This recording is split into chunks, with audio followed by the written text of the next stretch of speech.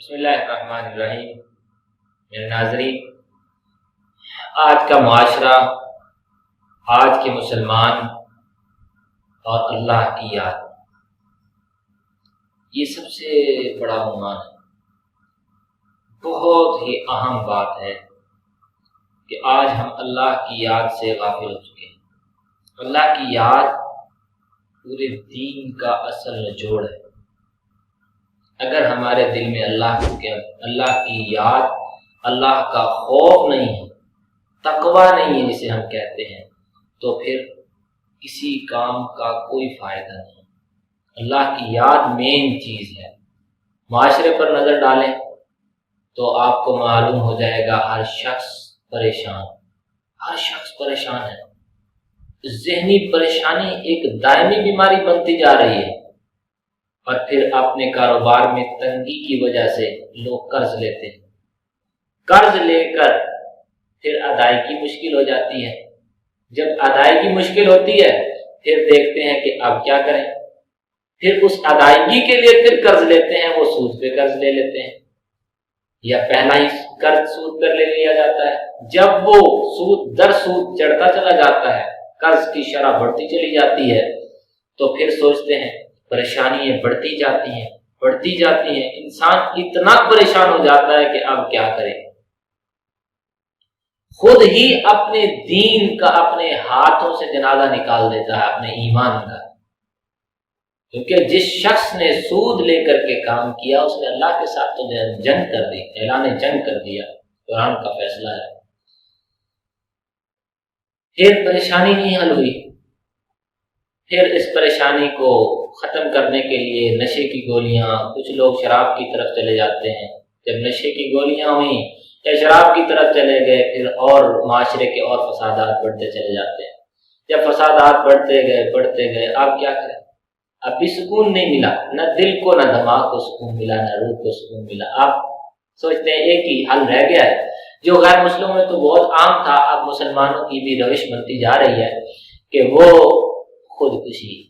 سوچا زندگی میں تو کبھی سکون نہیں ملا، چلو مر کے سکون مل جائے۔ تو میرے دوستو، اگر دین پر عمل کرتے ہوئے زندگی نہیں گزاری تو کل قیامت کے دن بھی سکون نہیں ملے گا، مرنے کے بعد بھی سکون نہیں ملے گا۔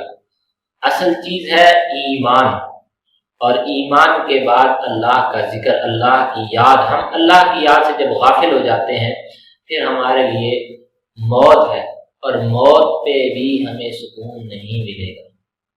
قرآن کریم میں اللہ تعالیٰ فرماتے ہیں کہ اے ایمان والو، انما المؤمنون الذین اذا ذکر اللہ وجلت قلوبہم، کہ بے شک ایمان والے وہ لوگ ہیں جن کے سامنے اللہ کا ذکر کیا جاتا ہے تو وہ اللہ کی عظمت کا تصور کر کے، اللہ کی شان و عظمت کا تصور کر کے ان کے دل ڈر جاتے ہیں، خوف زدہ ہو جاتے ہیں کہ کل قیامت کے دن ہم اللہ کے سامنے پیش ہو کر کے کیا جواب دیں گے۔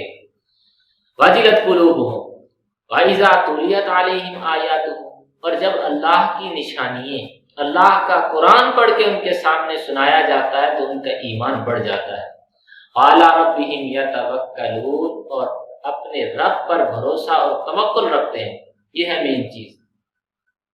تین صفات ایک ہی آیت کے اندر اللہ نے مومنین کی صفات ذکر کر دی۔ نمبر ایک، اللہ کے ذکر سے کبھی غافل نہیں ہوتے۔ جب اللہ کا ذکر کرتے ہیں تو پھر ان کے دل خوف زدہ ہو جاتے ہیں، یعنی ان کے دلوں میں تقویٰ آ جاتا ہے، وہ تقویٰ متقی بن جاتے ہیں۔ نمبر دو، اور اللہ کا قرآن پڑھ کے ان کا دل اور ان کا ایمان بڑھ جاتا ہے، اور علی ربہم یتوکلون، اور ان کے توکل میں بھی اضافہ ہو جاتا ہے، رب پر بھروسہ کرنے لگتے ہیں۔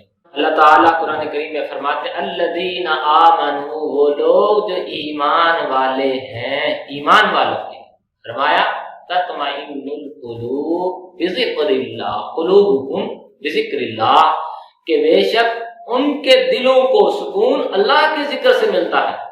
تو روحانی سکون ہو، دل کا سکون ہو کہ دماغ کا سکون ہو، فرمایا اللہ کے ذکر سے سکون ملے گا۔ الا بذکر اللہ تطمئن القلوب، اللہ کے ذکر جو ہے سن لو، خبردار ہو جاؤ کہ اللہ کا ذکر ہی اس سے دلوں کو سکون ملتا ہے۔ اگر زندگی میں سکون چاہتے ہیں تو اللہ کی یاد سے کبھی غافل نہ ہو۔ حضرت حافظ ابن تیمیہ رحمہ اللہ فرماتے ہیں کہ مسلمان کے لیے اللہ کا ذکر ایسے ہے جیسے کہ مچھلی کے لیے پانی، مچھلی پانی کے بنا نہیں رہ سکتی، تو مسلمان اللہ کی یاد سے کبھی غافل نہیں ہو سکتا، ہر وقت اللہ کی یاد رہتی ہے۔ اللہ کی یاد جب دل میں ہوگی تو کوئی انسان گناہ کے قریب نہیں جائے گا، کوئی انسان فریب نہیں کرے گا، جھوٹ نہیں بولے گا، دغا نہیں دے گا، ناپ تول میں کمی نہیں کرے گا، سود نہیں لے گا، غریب کو ذلیل نہیں کرے گا، عزت نفس کو مجروح نہیں کرے گا، اخلاق سے پیش آئے گا، دین پر پابند ہوگا، نماز روزے پر پابند ہوگا۔ دوسری جگہ اللہ تعالیٰ فرماتے ہیں فَاذْكُرُونِي أَذْكُرُكُمْ، اے مومنین مجھے یاد کرو، مجھے یاد کرو، میری یاد اپنے دل میں یاد رکھو، تازہ رکھو۔